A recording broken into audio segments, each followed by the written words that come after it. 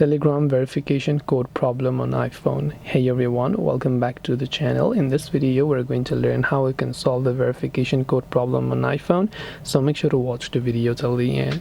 If you've been trying to log into Telegram from your iPhone but you have a verification code issue, there could be a couple of steps to fix. First of all, make sure that you don't have do not disturb mode enabled. Disable it and make sure that you're receiving calls as well as also messages, right?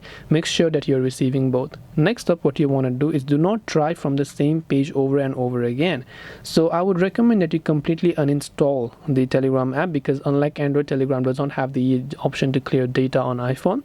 So completely uninstall the app, go to your app store and reinstall it. Then you can try to relog into your account and see what it says you to. If it is still limiting, then the best thing that you might want to do is wait at least 24 hours before you try again. So I hope that this video helped you. If you have got any more questions, then feel free to also leave them down below. Thank you for watching till the very end, and see you soon in the next video.